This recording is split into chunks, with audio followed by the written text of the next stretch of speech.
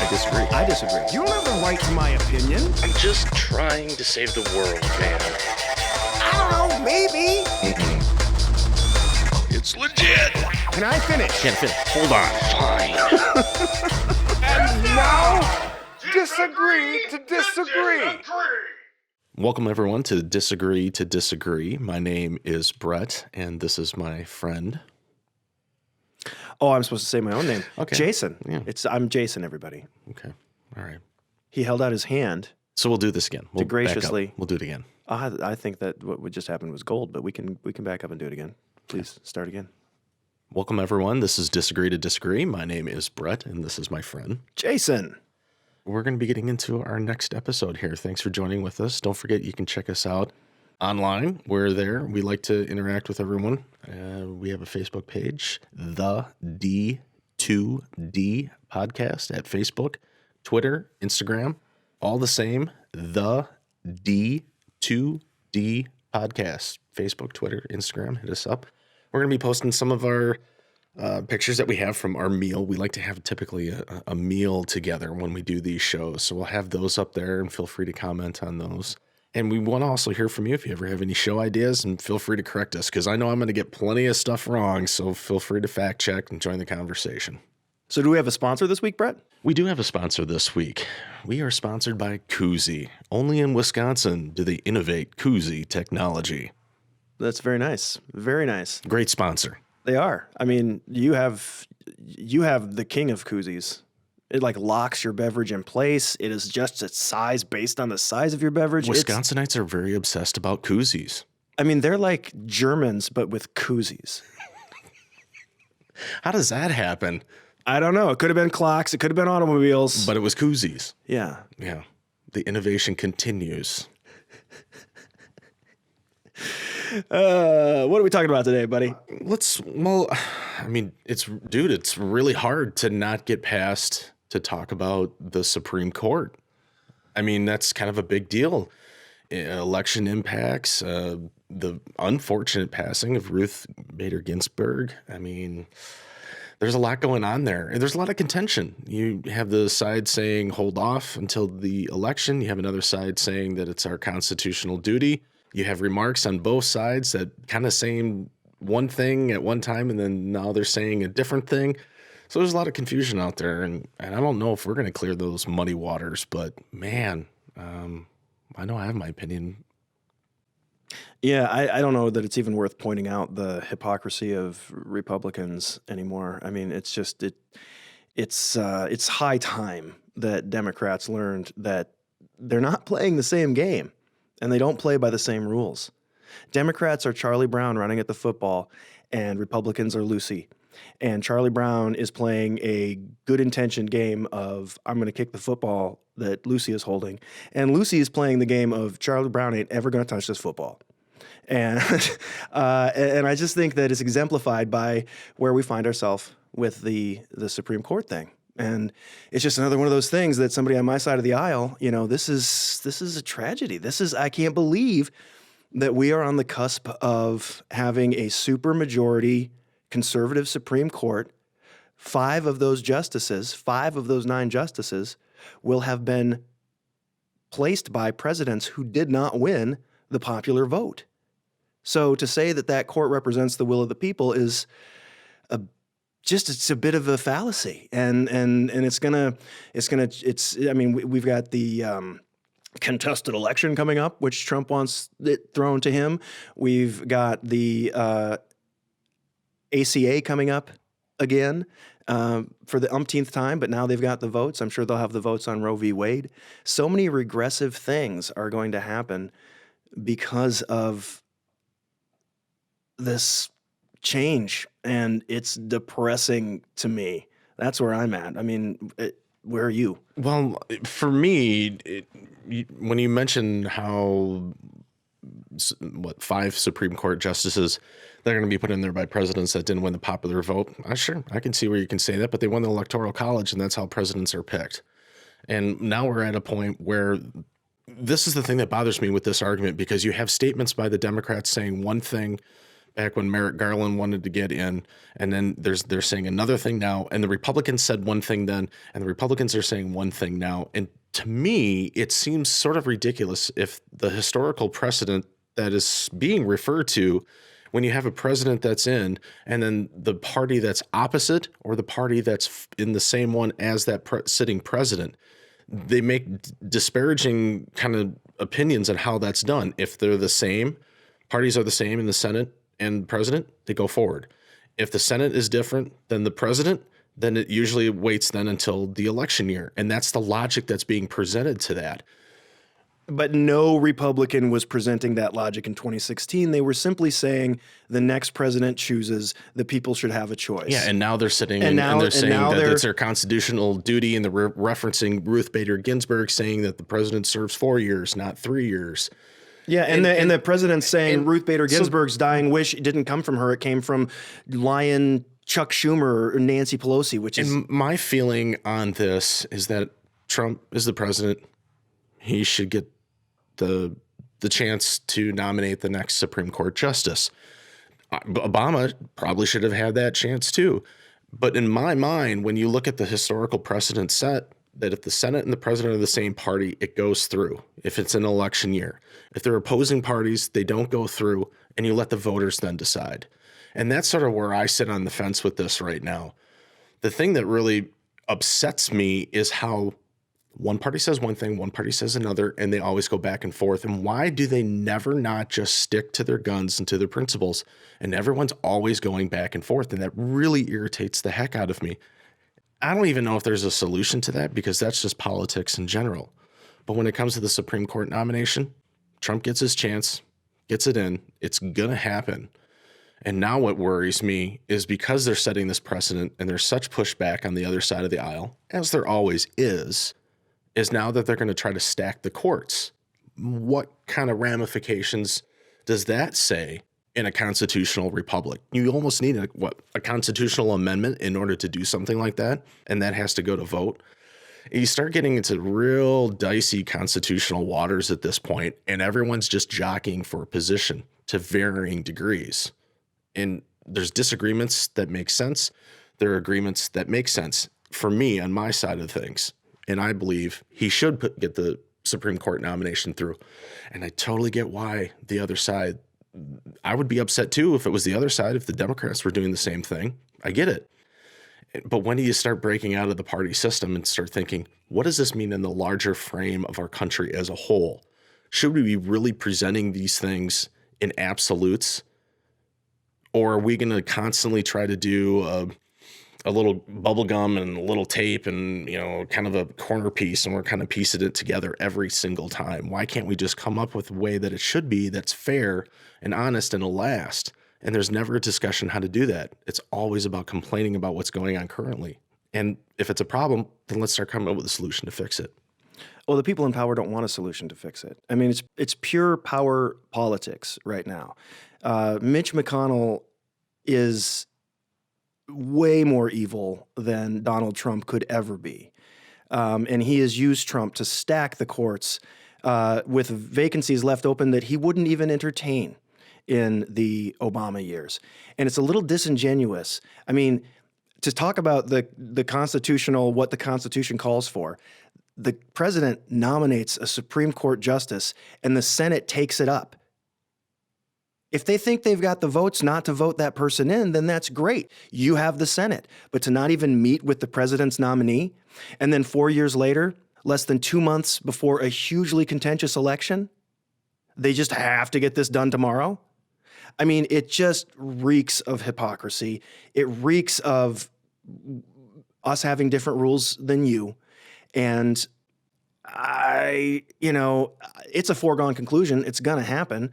But it just makes me so sad that I grew up thinking that we lived in a country of, we had a system where people acted in good faith and with integrity and standards, like you were saying. Yeah, exactly. And to just kind of change them whenever it's good for you. Both parties do it, and it really irritates me. I gotta say, and I'm tired of that. Both parties do it.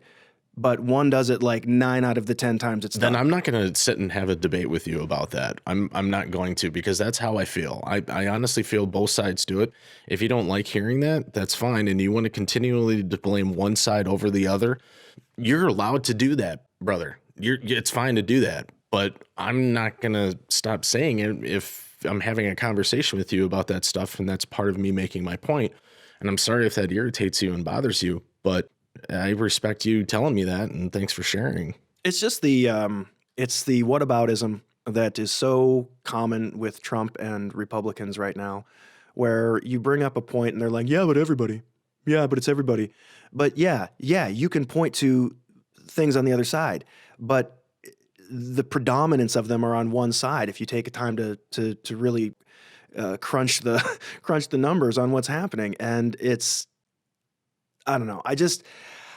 I grew up, it was easy for me when I was younger. I understood Democrats and Republicans as the mommy and the daddy party.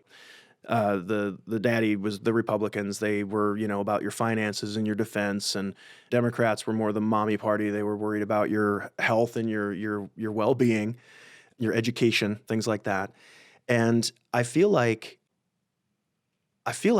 daddy left, and we've got like this psychotic boyfriend living with mommy now, and he pretends to be daddy, but he doesn't do any of the things that daddy should do, and everybody just pretends he's daddy. I'm looking forward to a time when I can have a conversation about someone when it comes to whoever the president is in the office, and not have it come down to a particular personality discussion.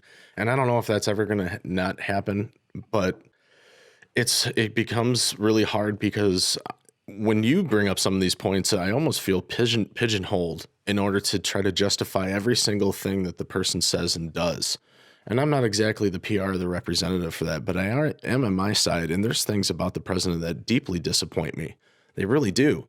And sometimes, and if not most of the time, it comes down to just policy issues and how I feel about it. And then my historical perspective on things, where I'm legitimately a person now that doesn't identify as Republican. I haven't for a long time. But I also, policy-wise, have never really agreed with Democrats. So there's two sides to the same tarnished coin for me. And I'm going to tell you right now that there's personality things about the president that bother me deeply. But there's policy things that I do agree with him on. And I'm not going to try to justify every single thing that he says and does and totally agree with it. I don't think there's a president that I've ever totally agreed with through and through, right down to their very fabric of their being. I never have. And I think a lot of people nowadays are kind of craving for that. Like that song, I Need a Hero. So you're the Trump voter that I had to stop you there before we had to pay royalties. You're the Trump voter that holds his nose because you want the Supreme Court picks, to bring it back around. I'm not as hung up about the Supreme Court picks as probably a certain segment of the voters are, or even inside the pundits and up at the gateway. I personally feel like if the president is in office, they serve 4 years. That's what they signed up for. That's the way it is. And there might become a point in discussion. Do we want to keep giving lifetime appointments to these particular positions because of the constitutional situations that as they've come up, and we see what happens when we don't put term limits on certain things in our government, legislative and judicial included. And I think we're starting to see certain ramifications from that. And I would be interested more in the discussions of how to come about the solutions rather than just retaliate. I think the Republicans are trying to retaliate. I think the Democrats are threatening certain retaliation by stacking the court down the line. That'll never happen. There's no appetite for that. But they're using it as a political slogan right now in order to garner votes, and they're jockeying for position over Trump in terms of the Biden campaign. So if I'm kind of thinking as a person and as a voter, I'm like, well, they're really saying they're going to do it, and they're pretty lockstep. I agree with you. I don't see that actually happening, and I don't know why you really need to bring it up. It doesn't really benefit you. As a practical matter, it'll never happen. And if it does, it's just going to spiral into, we're going to have 187 Supreme Court justices, by the time you and I are in the grave. I would be more interested in having some of these people talk about, okay, this is the problem that came up. Let's use as a topic in the election. These are our plans to solve this going forward in the future. Parties got their plan on how to handle this when this situation happens again. likelihood it's probably pretty good in an X number of years. We should prepare for that. I'd like to hear what the candidates would have to say, if that's supposedly a problem right now. That's the other thing that's so galling is to have a titan like RBG replaced by somebody who is going to have just polar opposite views and work to undo so much of what she's done over the years. That's tough. I mean, I understood like when Clarence Thomas died and a lot of Republicans were like, well, that's a conservative seat. And, you know, I was like, yeah, that's just a seat. But it's hard not to feel that, especially somebody as iconic as her. She's What were some of the things that you really liked about her? Like, were there policy issues, or was it just her kind of breaking through the glass ceiling in terms of the judicial branch? Oh, she's just got such a good story, from her love story of a marriage to, you know, just all of the different things she was told she couldn't do, and she did them very well. And I the things that she did for women's rights. Did you see the movie On the Basis of Sex? Mm-mm. It's about her early law career. It's actually a case that she argued in front of the Supreme Court that ended up giving women much more equal rights. And then years later, you know, she's on the Supreme Court and all of that. But she's just I think, you know, she's a true American icon. And so funny that somebody in their 80s becomes like a pop culture fame. It was always interesting to me, and how looking at it from another aisle, because I've not been a policy person who's thought of her as that's my Supreme Court justice, but I would say that there was a certain amount of respect for sure. I think she was very intellectual. I thought she was very smart in how she deliberated her cases. And I had great respect for her, like I did with judges that I kind of liked over the years, but I still disagreed with in other ways. So for me, when we come to these moments in history and these people come in, whether you agree with them or not, you look away and you're like kind of sad to see that person go. I kind of enjoyed having that intellectual debate in my mind with someone like that. And she kind of falls into that category. I think there's a lot of politicians and activists and scholars and entertainers and athletes and just different people that come in and out of the zeitgeist. And they have a certain influence, and whether you agree with them or not, you just appreciated their existence because they added to it. And I think she falls into that category for me, even though I didn't agree with her politically on a lot of things. She was definitely a very liberal judge. I mean, but that's America, and only in America, right? And Yeah. I think she's a good example of that. I do worry that now I know that it excites your side, and it's probably going to be something that people do going forward. But the whole releasing of names that you'll put on the Supreme Court really politicizes the Supreme Court, and the fact that so many of those names are vetted to appeal to the hardest line people that are furthest from the old mainstream. In either party, right? Well, I mean, I I know think- the Republicans have done that for sure. Can I finish? Sorry. Can I finish? I just was. Can I finish? Yeah. Can I finish? Can I finish? My Sir, poor- sir, my sir, poor sir. Ross Perot. Ross Perot, for anyone under the age of 73. Just look it up. Now you see you derailed me. What was I saying? Oh, I was talking about the sure, yeah. It has become more polarized on both sides, the sort of litmus test for who is appropriate. But again, I think the Democrats by default play in the center more than Republicans have recently. And there's just this, like this litmus test of somebody that has talked about wanting to strike down some of these precedents. And I remember a time when nobody would be considered for the Supreme Court if they were up there saying, yep, this was wrong, we need to strike down these precedents. Those precedents are venerated, and it just feels like anything's on the table. It feels like nothing matters anymore. It's all politics, and maybe it always was politics, but to see it so barefaced, just really is. It can create just a despondency. I'm pretty sure if we look back at the history at a lot of these things, I think that this stuff happens in every generation. We're getting older and we're becoming more aware, and we've also been the kind of people that have always been interested in these kind of things. We like staying up to date to what's going on because it matters and it influences and is a part of every day in our lives, and it's interesting. So maybe we're just a little bit more aware of it, but I feel like looking back on things historically, I think they kind of come in waves. There's contentious nominees, and then there's some that are kind of universally agreed upon. And right now we're at a point in society where we disagree on such a wide number of different things that there's a big chasm there. So anyone that just kind of the needle tilts one way or the other when maybe it wouldn't have been that big deal previously, now it's a big deal. And I don't know. I felt like Joe Biden had an opportunity and still has an opportunity to release the nominations that he has. I think he should do that, and I think he should run on it, and he should own it. I would say the same thing about Trump. And I think if so you think it's good to give judicial names as part of a political context? Not as far as a political context, but I think when people are going into a certain situation, they want the information. What is this person going to decide on? Where are their decisions being made at?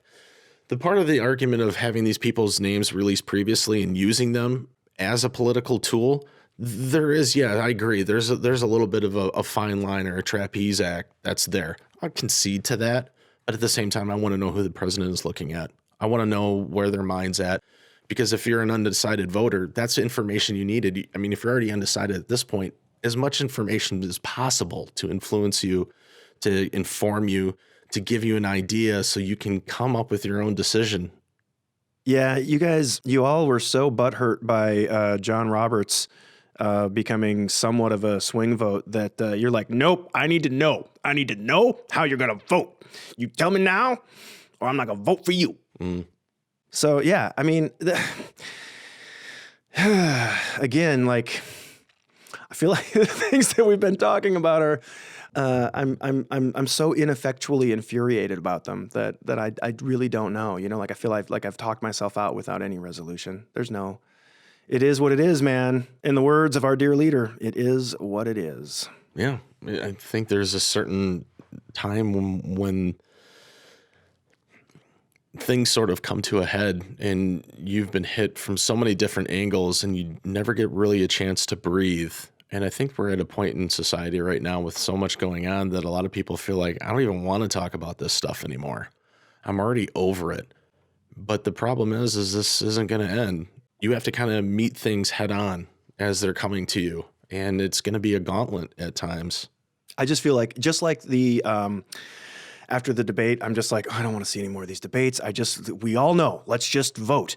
Same thing with the Supreme Court thing. We all know how it's going to go down. I don't want to see any of the in-between ugliness. If it's going to happen, Time to get to brass tacks. If it's going to happen, I just want to, like, I don't know, like I want to be up in the Arctic. I think that's pretty universally agreed upon. I think everyone wants this just kind of done and over with and decided. But the thing that I kind of start to get concerned about, and you know, what's going to happen with the Supreme Court nomination? Is it really going to be a stacked court? I don't think so, but I'm worried about that. And then at the same time, if Trump doesn't get into office, what's that transition going to be like in the next 79 days after the election till the inauguration? That's a time period that I'm really concerned about. And now you have all these judges that have been nominated and put in office by one president in one term. How is that going to come into the play of things when it's already kind of being painted as going to be contested on either side? Again, and then Trump is the one that's really getting into that and trying to say that he's going to contest these things. Yeah, again, it's not either side. Joe Biden said clearly last night that he will accept the election. Donald Trump is the one that's saying it's rigged, it's a fraud. If I'm not the winner, then it's somehow fake. You can't trust mail-in ballots. However, I am a mail-in ballot voter. And I like it when they say who wins on election night, and you can't believe it if it's going on for weeks or months or maybe years and nobody will know. Maybe nobody will know who wins. I mean, that's all coming from one side, and it's hugely destructive. And I think to bring it back to the Supreme Court, the reason he wants her in there before Election Day is because he is the one that wants to contest this election, no matter the outcome. And he sees that as his get out of defeat free card. It's going to happen. Oh, yeah. And hopefully they're going to come up with solutions, and they're going to be smart enough to figure it out and say, hey, we need to get this solved so this doesn't happen anymore. I just hope that I know it's going to happen. My one hope is that they at least don't do it in time for that, for her to be on the court by the election. I just think that is, it's worrisome because they can decide the election almost, right? Yeah, that's a bad scenario. Yeah. So anyway, Good topic. Is there cheerier news? I mean, can we talk about a pandemic or something? I think we could talk about the pandemic. It's just a lot of death in today's episode. First RBG and then 200,000 other people. A lot of strong sauce getting slung around, man. Yeah. And now the president is in the hospital. Mm-hmm. I mean, irony is alive and well, Brett. Obviously, that's going to play itself out over the next however many days or weeks. And I guess we'll probably have more to say on that later. But what we really wanted to do was have sort of a larger conversation about coronavirus and just the societal impact that it's had. Wow. Yeah, you're not wrong. The one thing that has come out with what's been happening with the pandemic for me is sort of showing where the fractures are in our society and where we're prepared for certain things, but we're also not prepared for certain things. And these are kind of moments that really kind of make or break you in certain ways when you look past in history and how great diseases and plagues affected civilizations and even the reigning ones, in air quotes, of that time, and what the ramifications were, or so the ripples that kind of affected from that. And it's interesting on how something so small can affect something so large. Yeah, it's felt across everything. And before we get into the whose fault and all of that nonsense, it just the impact of it, like you said, it has exposed so many things. It has accelerated so many things. You know, like there were so many like Macy's and JCPenney. There were so many brick and mortar retail stores that were just not barely making it, and this is wiping them out, along with unfortunately a lot of mom and pops and startups. Small businesses have been really hurt. Really hurt. So that's a huge thing that is going to take time for people to personally recover and time for us as a republic to recover. It has also highlighted racial disparity. It's not because of the color of their skin that certain populations are more prone to this. It's because of where they live, the food they're given to eat, the medical attention that they can have. There's just a lot of diabetes and poor health in certain underserved poor communities because they live in food deserts. The pandemic it's so all-encompassing that it's hard to even latch on. It hits on all cylinders of our entire lives. I mean, and how we function. Menominee Park, which is just north of me here, a couple of blocks, where I take Stella for walks. About a week and a half ago, there was Feed America drive through there. Have you seen any of those, like where they have the semi trucks with food and the volunteers are there, and then the cars just come through and people just put boxes of food in their cars and they drive through. Don't know anything about it. Tell me about it. There's been a ton of those all across the country, you know, since this has happened, because so many people are food insecure. And you see it on the news, and I saw it. I took some photographs of one at the university that they did. But when I was there, it was just a few people that were coming through the line. But last week when I was in Menominee Park, which is this beautiful park that stretches for several miles up Lake Winnebago and has like a sort of a twisting, curving road, it was the entry point for a Feed America drive that ended all the way up at the marina where everybody goes in, the softball fields, and everybody, the docks rather, not the marina, the docks. Okay. And our walk basically follows that road, you know, along a walking path. And Here in Oshkosh, to see the number of people lined up in that just slowly snaking line that went on for over a mile. It's hard to believe. It really is, that this is all occurring, and we're seeing so many people affected by it that we know and people that they know, and then it keeps going. There isn't a fabric of our society that hasn't been touched by this, and it's such a sad discussion to talk about because of people who have lost loved ones or because of particular restrictions that have been in place for good reasons. You can't see loved ones who are being affected by other ailments and going through a lot of things. I know a lot of people who have had a family member who's passed away, and then there was complications with the funerals and attendance and how that all works out. And it had, in the situation, in any other normal circumstance, it would be totally different. But because of COVID, the interactions are just starting to be limited, and that really starts to affect a lot of how people behave and how they start feeling, and not being able to interact with people or, go out of the house. And So much of this is heartbreaking and depressing and demoralizing.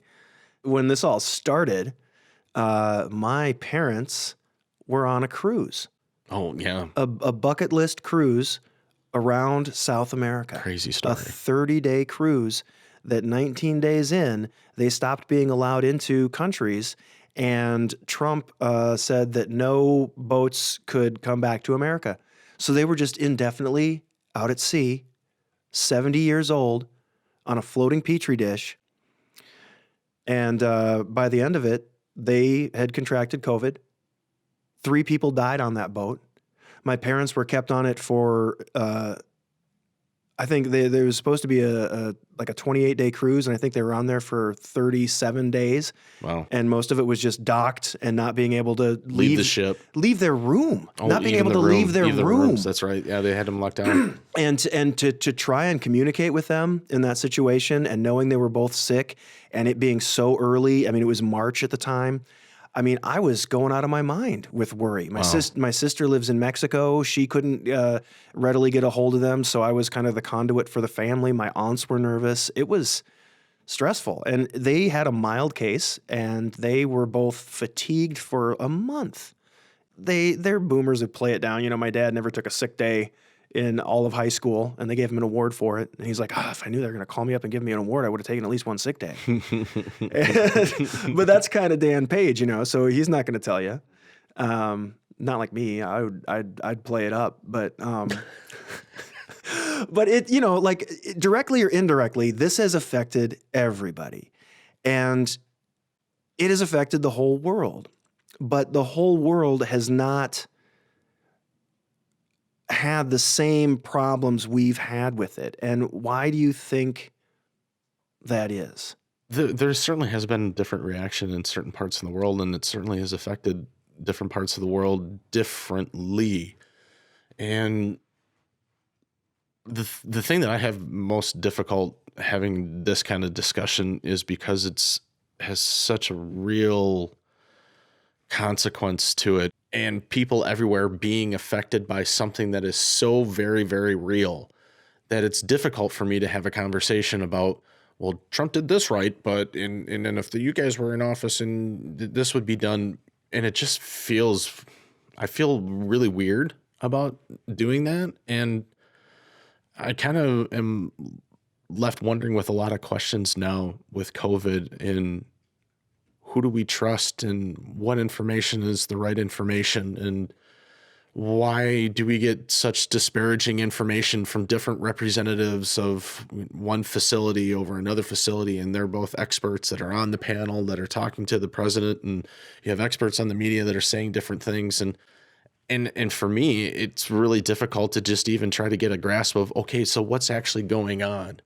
And I get really kind of turned around when a lot of stats in terms of the number of ratios of tests versus false positives, and how this segment in this country percentage wise is going this way, and because of a couple percentage points we're predicting a rise in another area, and everybody's kind of getting an education of how these things kind of get mapped out. You can watch so many pandemic movies and think that you have the idea of how this is all supposed to go, but now it's happening in real time, and this question starts coming up of whose information is correct and who's the one telling you the right thing. And that's one of the things that I have a real big gripe about.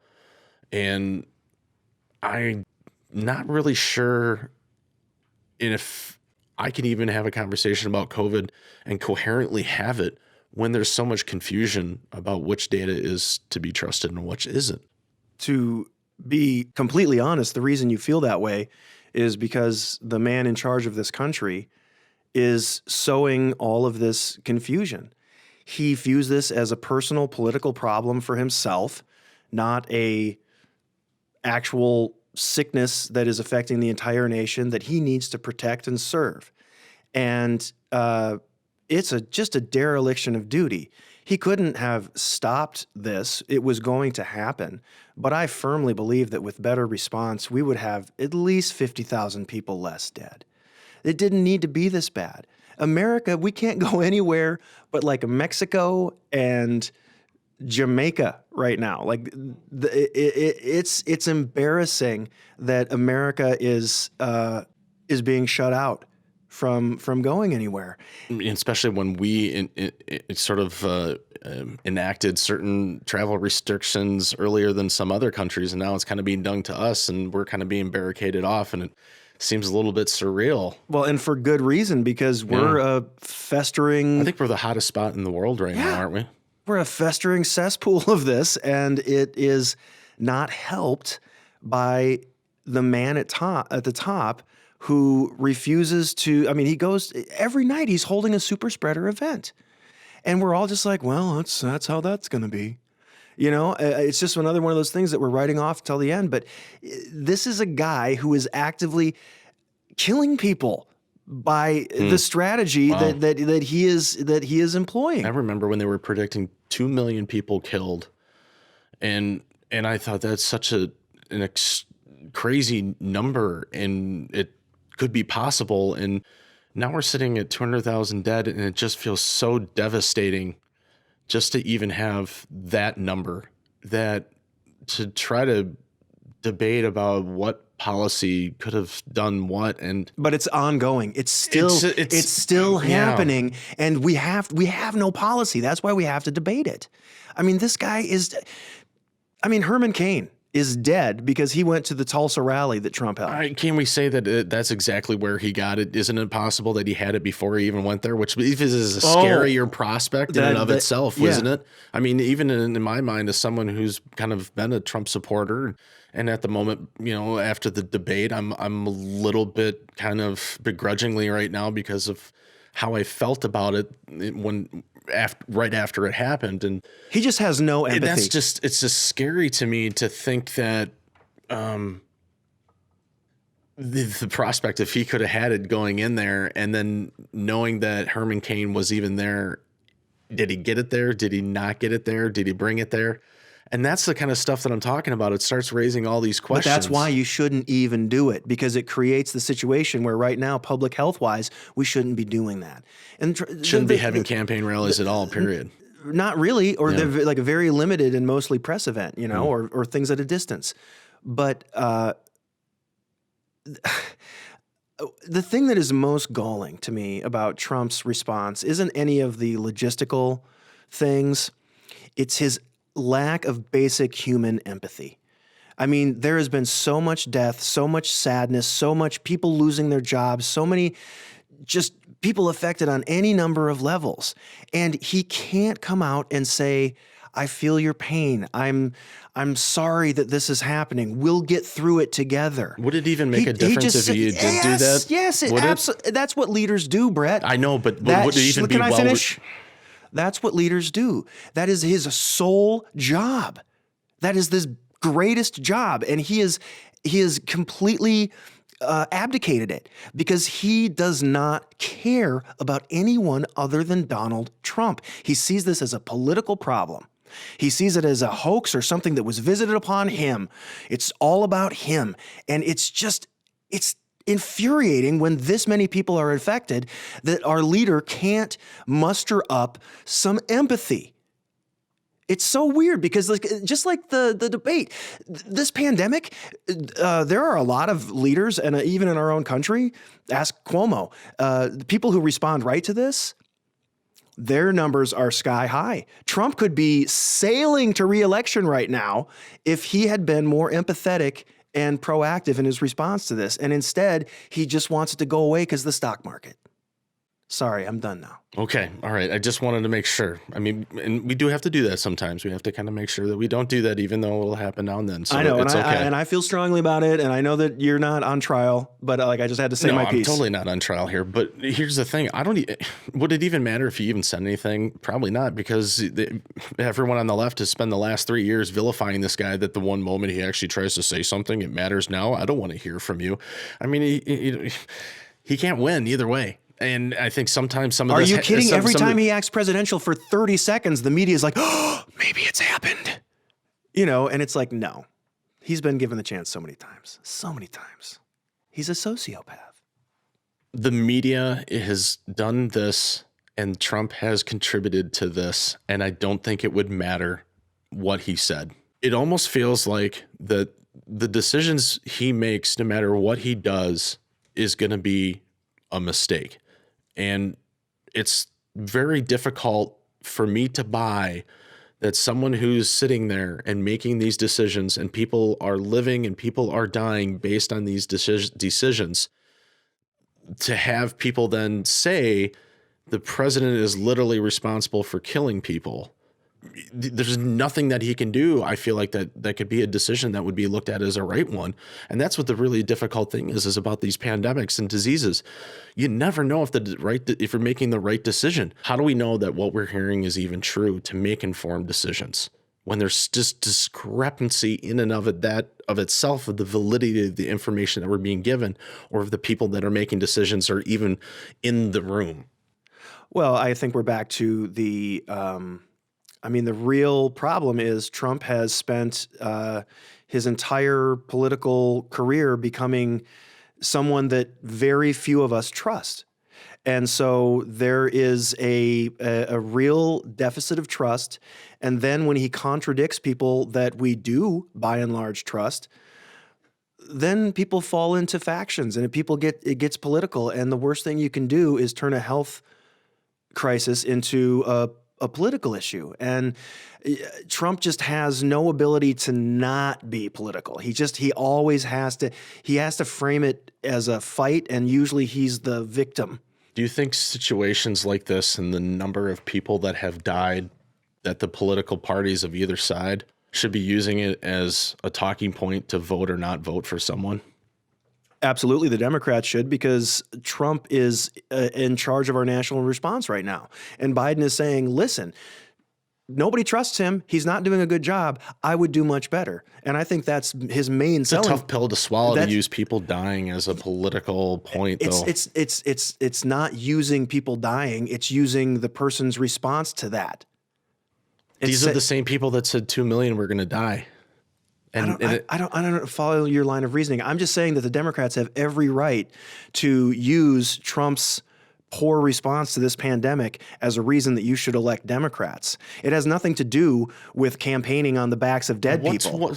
Okay, how about, let's just boil this down. What's one thing that you think that we'll just go with one, because to get into the rabbit trail of all the different branches of this stuff, what's one thing in your mind that you think that you can just point to off the top of your head of what his worst decision was, or what was something that makes the point that he impacted and kind of helped contribute to this? Well, when he was finally convinced to shut everything down because of that 2 to 3 million people that you've brought up, he did so. He seemed to be sober at that time, to really take that seriously. However, a few weeks later, when gun-toting people are outside the Michigan courthouse, he's texting, liberate Michigan, liberate Minnesota. He's trying to undo everything that he's put into place. He is that Well, that didn't happen the next day. That whole thing is what is was why he is responsible for this. America was on the same trend as every other country. We had to get this to a baseline. He couldn't handle it. He wanted things open by Easter for the beautiful Easter services that he completely believes in. And then, he wanted people out for, Memorial Day, and just all these sort of arbitrary deadlines that he just needed the economy to get going for his own personal benefit. And he did that at the expense of our public health response. And we had a chance in May to really follow through and put this thing down. And he was a cheerleader for opening the country back up too early when everybody was saying you shouldn't. And that is the one thing that I point to as, and that also gave everybody on that side that is the Own the Libs MAGA crowd, the I don't have to wear a mask. This doesn't apply to me. This doesn't, and it just set in motion this thing where there's never going to be enough of us that are adhering to the proper safety protocols to get a lid on this thing. And he is directly responsible for that. By holding the campaign rallies or allowing the rallies that are people on his side of the aisle? Well, I'm saying because he opened the country back up too soon. He counteracted his own thing. And now he's just doubling down and he's having the rallies and he's doing all of these things because he honestly just doesn't care. And he thinks he's going to lose and he thinks that this is his only So he doesn't. He literally doesn't care that people are dying, so he's making these decisions anyway. I don't think that he cares about the average American's death as much as he cares about the stock market. That's a tough pill for me to swallow, dude, and that's a tough thing for me to believe. And it's something that I am loath to say about any human being, but I mean, can we really look into his heart and make that? No, we can't. But I have looked at his actions. I have heard his words. And I feel like this man has got to go. And this coronavirus thing has solidified it for me. So having opening up the country too soon.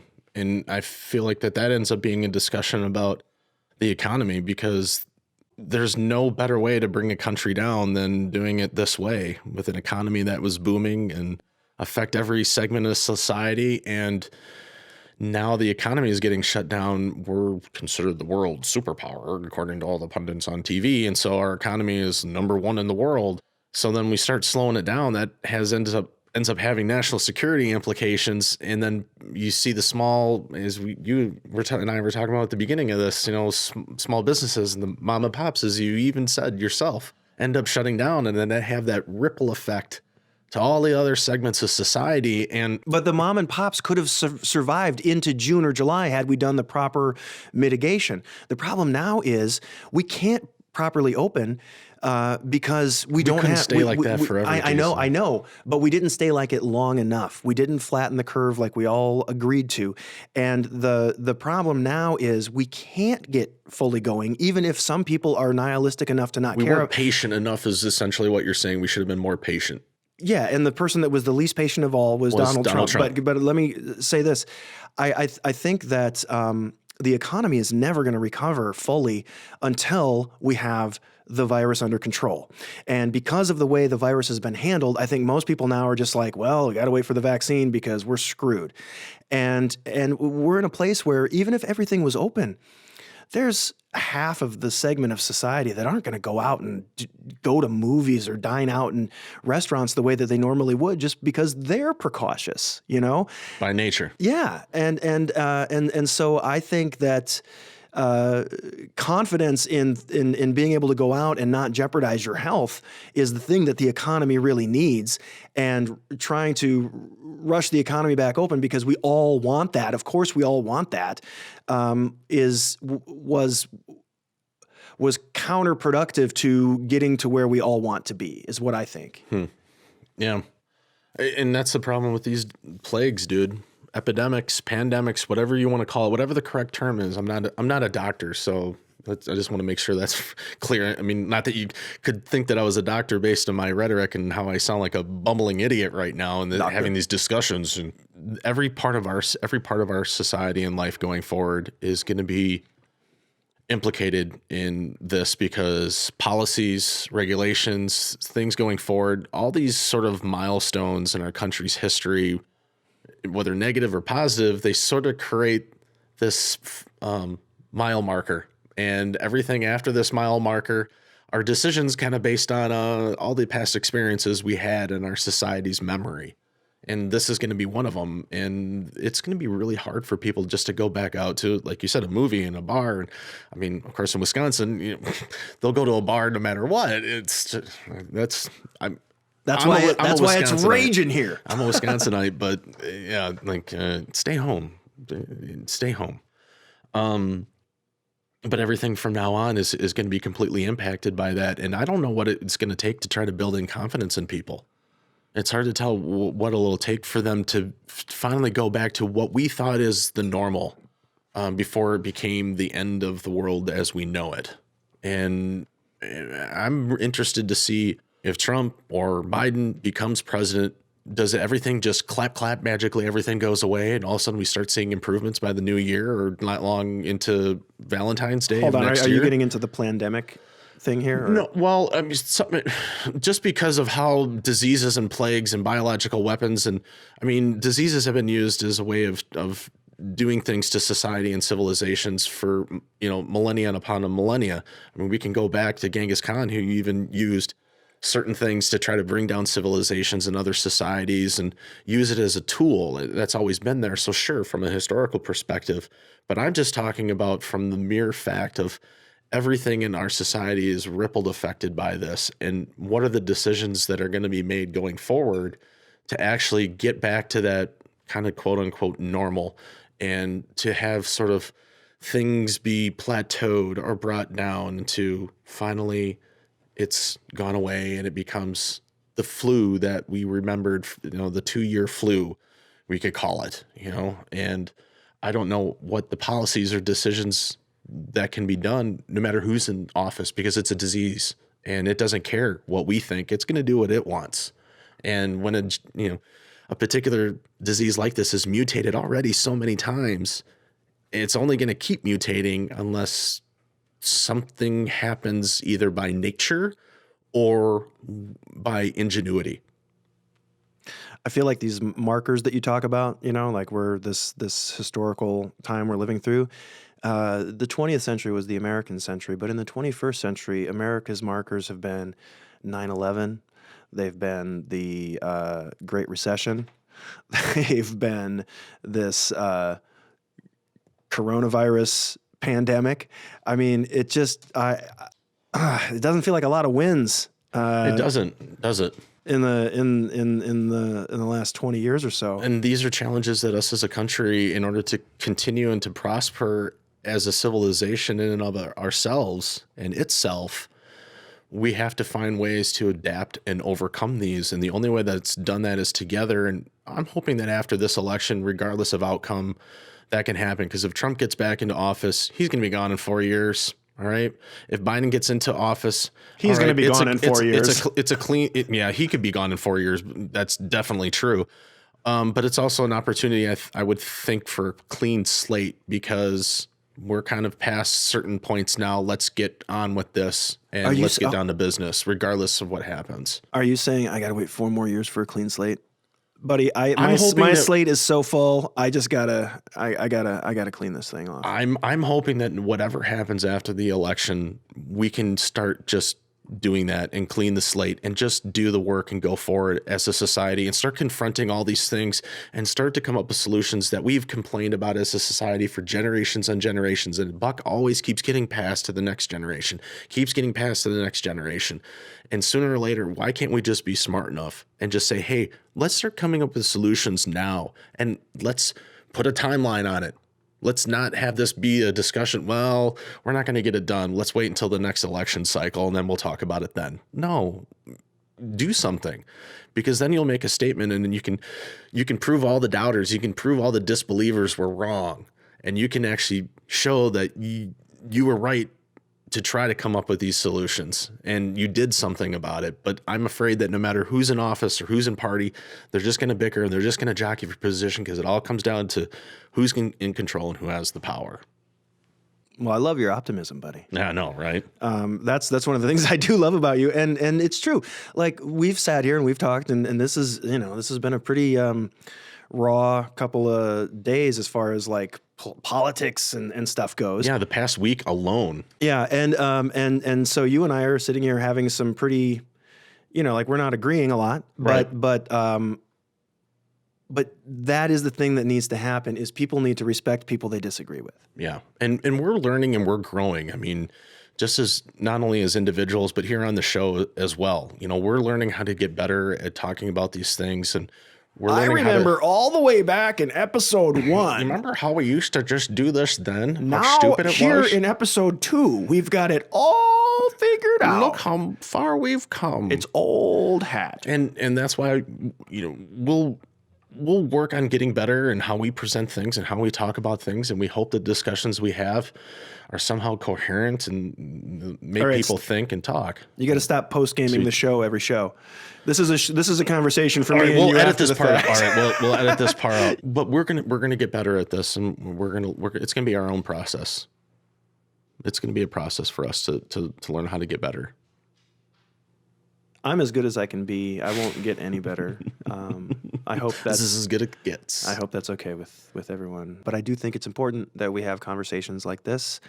I think it's important that other people have conversations that are not just in the echo chamber. I some of my favorite conversations and most enlightening and funny times are with you. And often it comes out of disagreement, but it's respectful disagreement. It's like, I don't have the right to your opinion. And I think at the core of it, that's kind of where we're coming from. And it's not a blood sport. Yeah. And I wish people could hear the rocks in my head shaking as I was kind of nodding to that as you were going, and it's good for me, and I appreciate you listening to the points that I make, even if they come out incoherent or silly, or even ill-constructed. We're still able to have a conversation, and it just feels like in society nowadays you can't do that, and I really appreciate that. And we're learning how to just listen. And listen to the dog tromp away with her toy. Just to be able to listen. And I think by doing that, it allows us to be better informed and to better articulate the thoughts that are in our mind. And we can start contributing all the ideas together of how we can go about making better decisions as a society and as a people.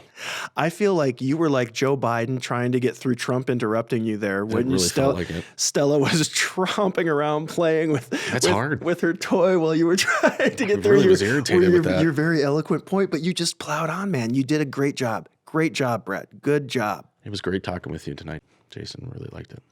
Okay, now it got weird. But I also enjoyed talking with you. We'll have to do it again sometime. Goodbye, Jason. Jeez, that seemed a little I thought that was the point that we were supposed to. Okay, we'll edit that part. Yeah, just respond as if I said it was good to talk to you. We should do it again sometime. It was good to talk with you too, Jason. I look forward to doing it next time. Goodbye, Brett. Sorry. You had to do that. Sorry, I did. Wanted me to know what it felt like. I did. Felt set up. Anyway, take it away, Brett. I look forward to having another conversation with you next time, Jason. As always, this was good and it was educational. And thank you. I hope people tune in, and I hope people check all these wonderful, fancy sites that we've set up. Make sure to hit us up on Facebook, Twitter, Instagram. They're all at the D2D Podcast. The D2D Podcast. Facebook, Twitter, and Instagram. Hit us up. We'd like to hear what you have to think, show ideas, and maybe tell us if we're right or wrong on something. Fact checking is encouraged. I actually welcome it. I like learning new things. As always, my mind is like a house party. Everyone's invited. Just pay $5 at the door. Well, until next time, this has been Disagree to Disagree. Goodbye, Jason. Goodbye, Brett.